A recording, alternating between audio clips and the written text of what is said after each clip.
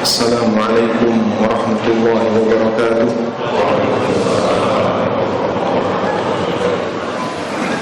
Alhamdulillahi rabbil alamin, alladhi hadana lihada wa ma kunna linahtadiya lawla an hadana Allah.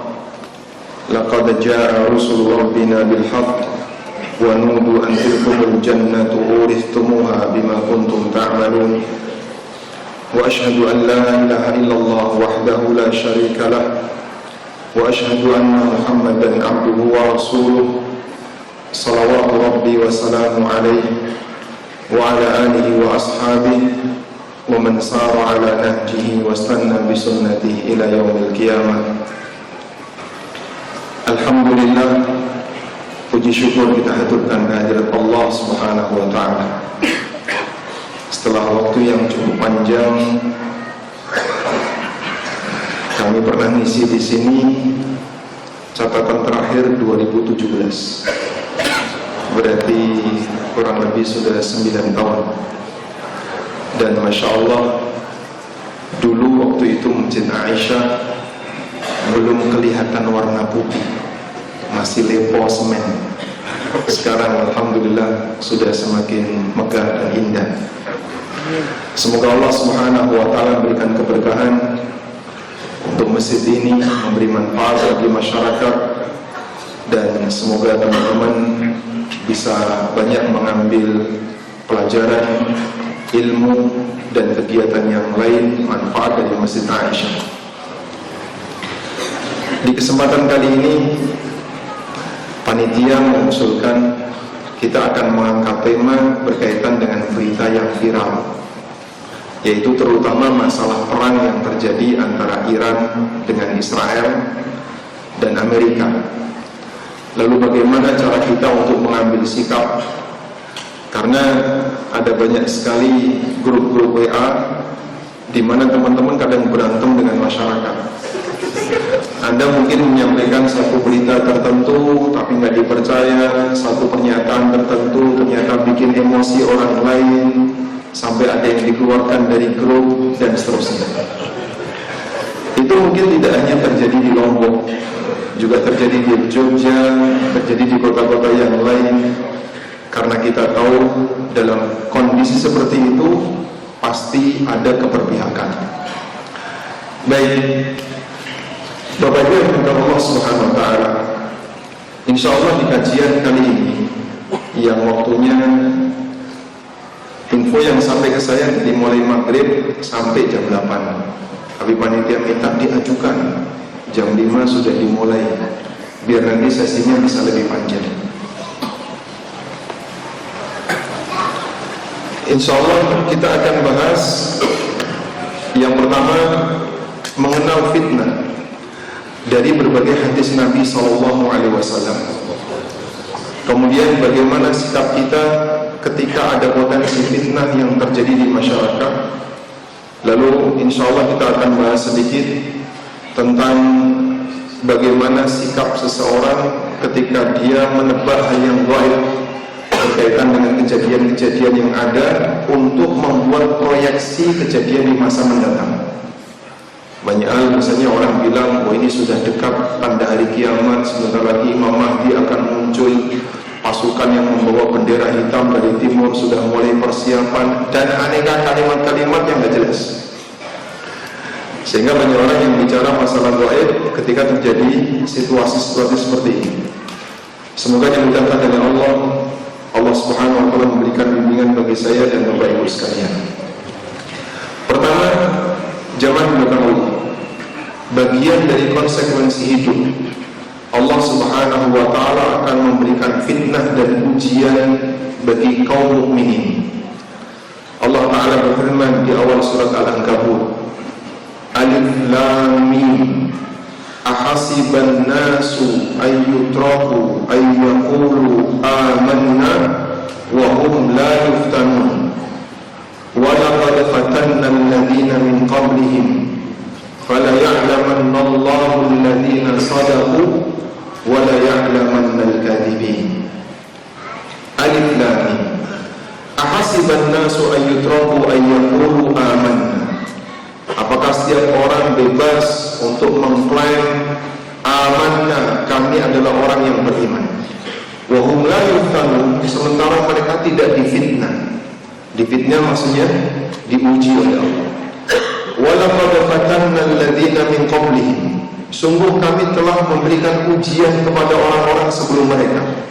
Fala ya'lamanna Allahu alladziina sadaqu wa la ya'lamanna al-kadhibin, sehingga Allah mengetahui siapa orang yang jujur dalam imannya dan siapa yang berdusta.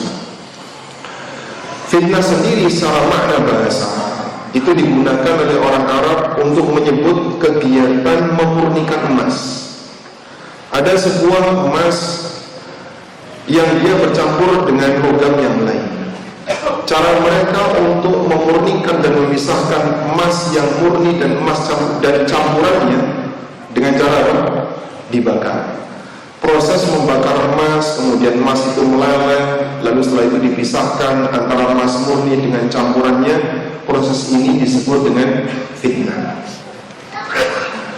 Kemudian dalam penggunaannya, fitnah ini memiliki banyak sekali makna. Yang intinya adalah ujian yang diberikan oleh Allah kepada hamba. Siapa yang sanggup untuk menjalani ujian ini dengan baik, maka akan semakin meningkatkan imannya. Dan sebaliknya, siapa yang gagal dalam menjalani ujian ini, maka imannya akan berkurang. Dan beragam manusia diberi oleh Allah Subhanahu wa taala ujian. Ada ujian dari sisi ekonomi, ada ujian dari sisi gesekan dengan orang lain, ada ujian dari sisi anak keturunannya, ada ujian dari sisi pergaulannya, dan seterusnya. Allah Subhanahu wa taala memberikan ujian kepada manusia dengan latar belakang yang berbeda-beda. Karena itulah ketika terjadi fitnah semacam ini, seorang hamba sedang mendapatkan ujian dari Allah untuk membuktikan sejauh mana kekuatan dia dalam mempertahankan iman yang ada pada dirinya dan sejauh mana dia berusaha untuk menempati kebenaran.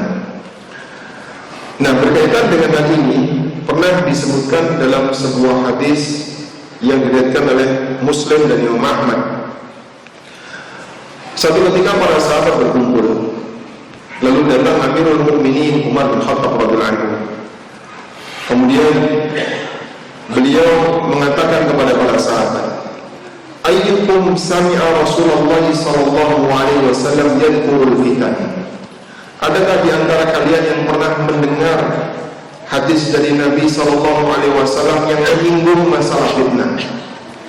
Dan ini salah satu di antara bukti bahwasanya sahabat Amirul Mukminin Umar bin Khattab juga peduli untuk mengetahui tentang fitnah, karena beliau khawatir terjerumus ke dalamnya tanpa sadar. Faqala qaumun nahnu sami'nahu. Kemudian banyak orang yang mengatakan kami pernah mendengar itu. Faqala Umar mengatakan la'allakum ta'nuna fitnatar rajuli fi ahlihi wa jahlihi. Mungkin yang kalian maksud adalah fitnah yang dialami oleh seseorang ketika dia bersinggungan dengan keluarganya atau dengan orang lain. Qalu ajal. Kemudian mereka mengatakan betul, itu yang kami dengar dari Nabi sallallahu alaihi wasallam. Qala, lalu kata Umar, tilka tukaffiru as-salatu was-siyamu was-sadaqah. Kalau fitnah seperti ini, dosanya bisa hilang dengan ibadah salat, dengan ibadah puasa, dengan sedekah dan yang lainnya. Walakin ayyukum sami'a an-nabiyya sallallahu alaihi wasallam yadhkurul fitan allati tamuju mawjal bahri. Namun yang saya maksud adalah, adakah di antara kalian yang pernah mendengar dari Nabi sallallahu alaihi wasallam hadis tentang fitnah yang datangnya seperti ombak di lautan? Begitu ombak pertama datang, disusul ombak yang kedua, disusul ombak yang ketiga, sehingga dia berdatangan secara berurutan. Artinya fitnah yang sifatnya menyeluruh, mengenai seluruh umat. Kemudian kata Hudzaifah, fa'askatal qaum. Pertanyaan Umar ini membuat semua orang diam. Enggak ada satupun yang berani menjawab. Fakultu, kemudian Hudzaifah mengatakan, aku yang pernah dengar. Sami'tu Rasulullah SAW, aku pernah mendengar berita dari Nabi SAW tentang fitnah yang menimpa seluruh umat manusia. Lalu kata Umar bin Khattab, lallahu abu innaka lajari, sungguh demi Allah kau ini memang pemberani, berani menyampaikan sebuah hadis yang itu berbicara tentang masalah besar yang akan dialami oleh umat. Kemudian Hudzaifah mulai menyampaikan hadis. Sami'tu Rasulullah sallallahu alaihi wasallam yaqul, aku mendengar Rasulullah sallallahu alaihi wasallam bersabda, tu'adul fitan 'alal qulub kal hasiri udan. Fitnah itu diperlihatkan kepada hati manusia seperti anyaman, udan, seutas demi seutas. Insyaallah nanti kita akan jelaskan dari beberapa keterangan para ulama apa makna fitnah itu datang mendekat kepada hati seperti anyaman-anyaman tikar yang dia datang seutas demi seutas. Fa ayyu qalbin ushriba nukita bihi nuktatun sauda, maka hati yang menyerap fitnah tadi akan ditorehkan pada dirinya satu noda hitam. Wa ayyu qalbin ankara nukita fihi nuktatun bayda, dan hati manapun yang berusaha untuk menolak fitnah tadi, maka akan dititikkan dalam hatinya satu titik putih, hatta tasiru ala qalbain, sehingga hati manusia berubah menjadi dua. Ada hati yang hitam kelam dan ada hati yang putih bersih. Kata Nabi SAW, hati yang pertama, ala abyad mithlus safa, hati yang putih seperti batu licin yang putih. Fala tadurruhu fitnatun, hati semacam ini tidak akan mendapatkan bahaya dengan adanya fitnah madamatis samawati wal ardh, selama langit dan bumi ini bertahan. Artinya sampai kiamat, sampai mati. Wal akharu aswad murbadan, dan yang satu hati yang hitam kelam, kal kauzi mujahriyan, seperti periuk yang tengkurap. Anda lihat ya, periuk yang dipakai untuk masak, bawahnya warnanya hitam, seperti periuk yang tengkurap. Kal kauzi mujahriyan, seperti periuk yang tengkurap. Karena dia seperti periuk yang tengkurap, hitam kelam, sehingga hidayah nggak bisa masuk, cahaya nggak bisa masuk. Digambarkan oleh Nabi SAW, la ya'rifu ma'rufan wa la yunkiru munkara, dia tidak tahu yang makruh dan tidak mengingkari yang munkar. Illa ma ushriba min hawahu, selain apa yang diserap oleh hawa nafsunya. Baik. Sekarang coba kita lihat apa makna sabda Nabi SAW, tu'radul fitan 'alal qulubi kal hasiri udan. Para ulama menjelaskan tentang makna fitnah datang seperti layaknya anyaman tikar yang dia melekat di hati manusia seutas demi seutas. Udan, di sini ada dua cara baca.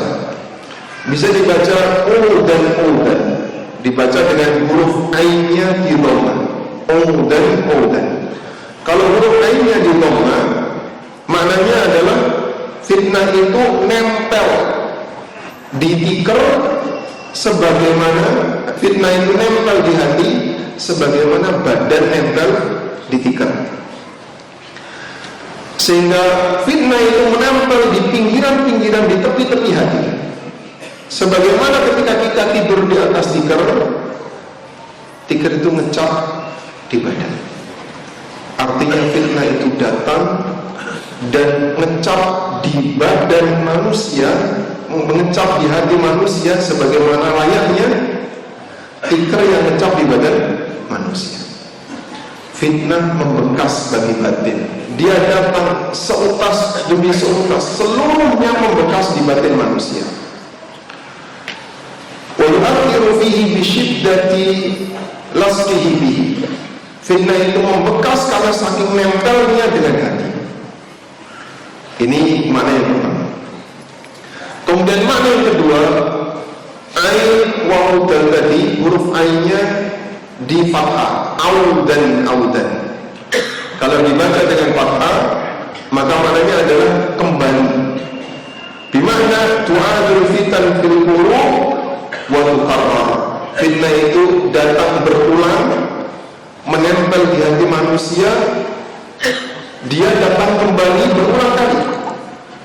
Sehingga al-aul di sini maknanya adalah takrarus syai', sesuatu yang berulang. Baik, dari makna pertama maupun makna yang kedua, hadis ini menjelaskan kepada kita bahwa setiap hati seorang mukmin dia akan didatangi oleh fitnah. Lalu fitnah itu menempel dalam dirinya.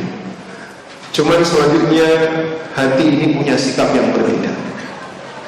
Ada hati yang digambarkan oleh Nabi SAW seperti batu licin, sehingga walaupun dia didatangi oleh fitnah, sempat memberikan pengaruh, tapi kemudian karena dia licin, fitnah itu hilang dan bisa dibersihkan. Di hati yang putih bersih seperti inilah terjadi ketika seorang hamba bisa menempatkan dirinya di posisi yang benar saat muncul fitnah. Allah titikkan pada hati itu titik putih sehingga menyelimuti seluruh suasana batin. Maka ada fitnah apapun tidak akan memberikan pengaruh baginya. Digambarkan oleh Ibnu Qayyim ketika beliau mendapatkan nasihat dari gurunya Syekhul Islam. Beliau mengatakan, jadilah kamu seperti cermin. Jadilah kamu seperti cermin. Cermin itu tidak bisa menyerap, sehingga ketika ada air tidak bisa menyerap di cermin. Namun dia bisa memantulkan cahaya dengan kekuatan, dengan kemampuan cerminnya.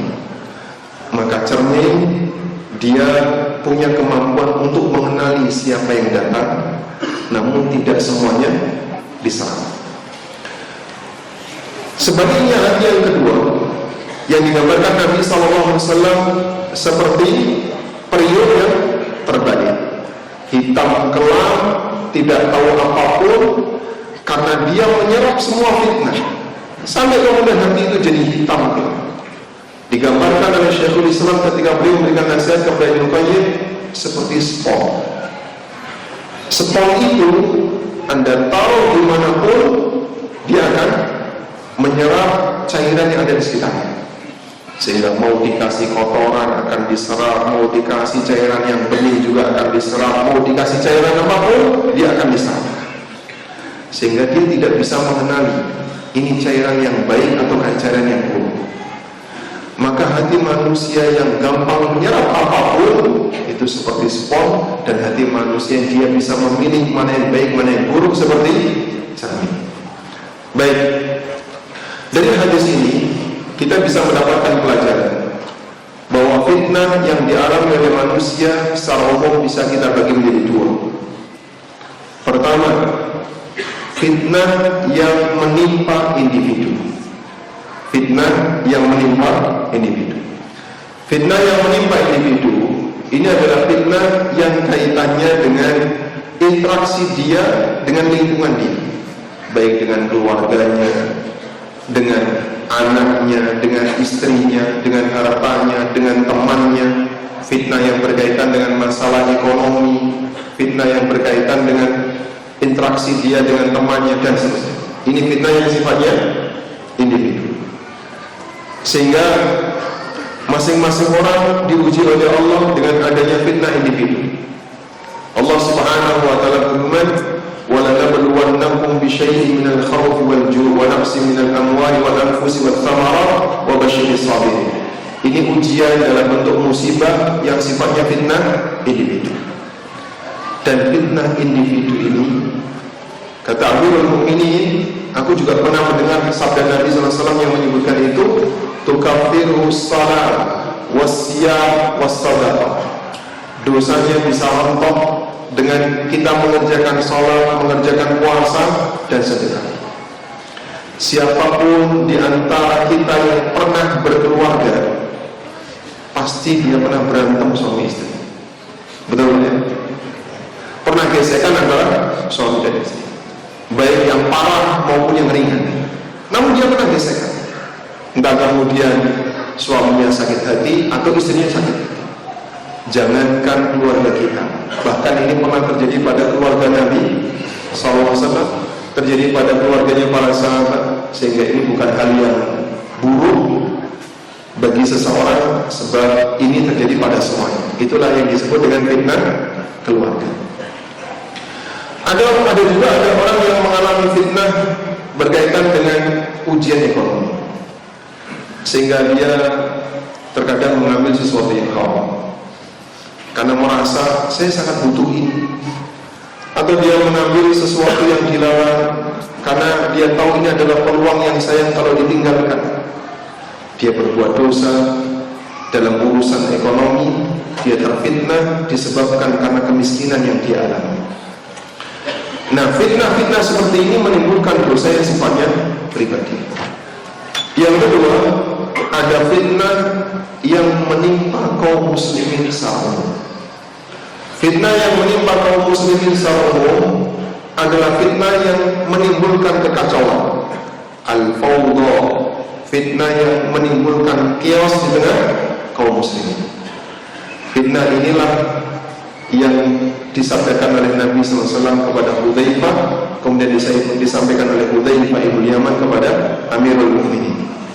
Baik, fitnah yang kedua ini lebih beresiko terhadap agama seorang muslim, sehingga bisa menyebabkan orang itu berubah akidah dalam waktu yang sangat singkat.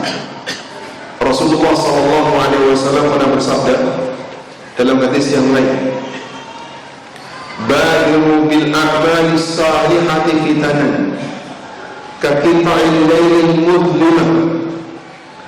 Bersegeralah untuk beramal saleh sebelum muncul berbagai macam fitnah. Yang fitnah itu muncul seperti gelap, sepotong gelapnya malam yang sangat gelap. Lalu Nabi SAW mengatakan, "Yusbihur rajulu mu'minan wa yumsi kafir." Ada orang yang pagi harinya masih mukmin, sore hari dia berubah jadi kafir. Wa yusbihu wa yumsi rajulu mu'minan wa yusbih kafir. Ada orang yang sorenya masih mukmin, pagi harinya sudah jadi kafir. Yabi'u dinahu bi'aradin minad dunya. Dia menjual agamanya untuk kepentingan dunia. Ada beberapa tafsir yang disampaikan oleh para ulama. Apa maksud kejadian yang disebutkan oleh Nabi SAW, di mana fitnah itu terjadi seperti sepotong malam yang gelap sampai demikian cepat bisa mengubah akidah seseorang? Salah satunya, mereka menyebutkan kaum muslimin mengalami kondisi sangat lemah, sehingga mereka dijajah oleh orang kafir, oleh musuhnya.